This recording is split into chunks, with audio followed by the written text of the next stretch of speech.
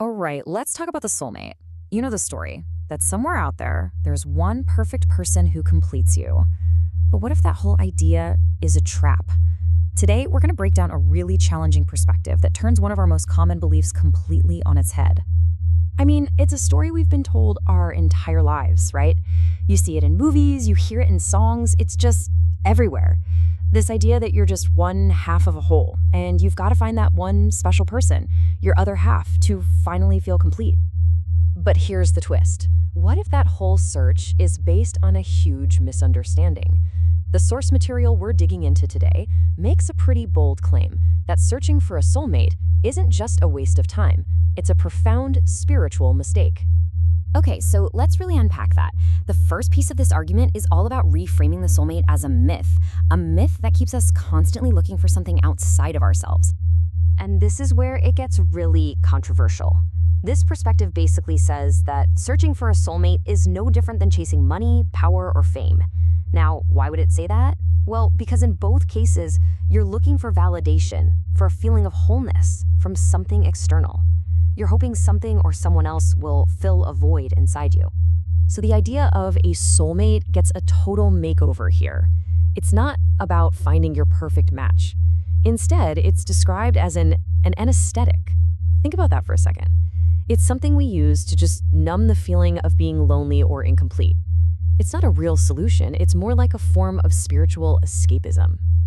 So, if it's a trap, right, what's the real cost? What happens when you fall into it?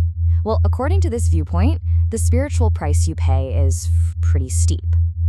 And this whole concept is really rooted in a philosophy of inner completeness, a lot like what you find in Zen Buddhism.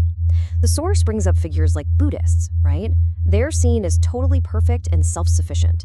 They don't need an other half because they're already, well, whole. And this is where we get to the real spiritual damage. The argument is that relying on someone else to complete you doesn't make you whole at all. It actually does the complete opposite. It can shatter your own self-nature, it can contaminate your purity, and it makes it way, way harder to build that independent consciousness you need for real spiritual growth. Okay, this next part is fascinating. It illustrates the whole idea with a really clever play on words from the source's original language.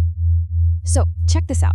In Chinese, the word for companion is pronounced ban lu. But there's another word with the exact same pronunciation that means an obstacle on a journey. It's this incredible pun, and the source uses it to make a powerful point. The very companion you're looking for could become the biggest obstacle on your path. So what's the bottom line? It's that spiritual growth is all about moving toward more freedom, more independence.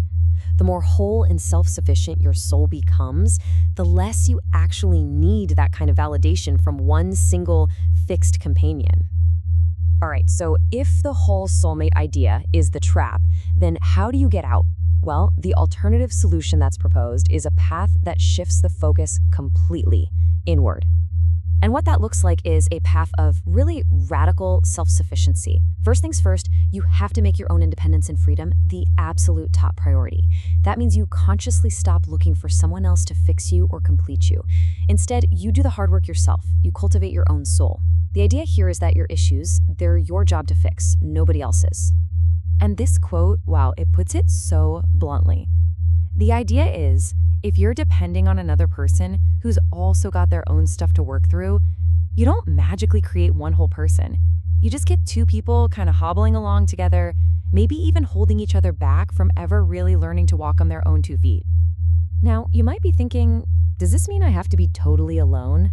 And that's a fair question, but it's not about total isolation. Actually, a follow-up comment in the source material adds a really crucial bit of nuance to this whole idea. And this is the big shift. The idea evolves from finding that one person to finding a supportive group of people. So while the soulmate model is seen as creating dependence that holds you back, a community can actually give you energy, all while still giving you the space you need to grow on your own. So the best path that's laid out is this. Find your tribe, find a group of like-minded people who are just on the same wavelength. This way, you get that connection and energy we all want, but without the kind of dependency that this perspective says can block your spiritual growth. You all support each other, but at the end of the day, your personal growth, that's still on you. So, what's the big takeaway here? After looking at this really challenging take on one of our most treasured ideas about love and relationships, what are we left with? Well, the source material really just leaves us with this one powerful, provocative question. It's asking you to completely shift your focus, to stop looking outside for your missing piece, and instead to turn inward. So focus on the journey of becoming a whole, complete, and self-sufficient person all on your own.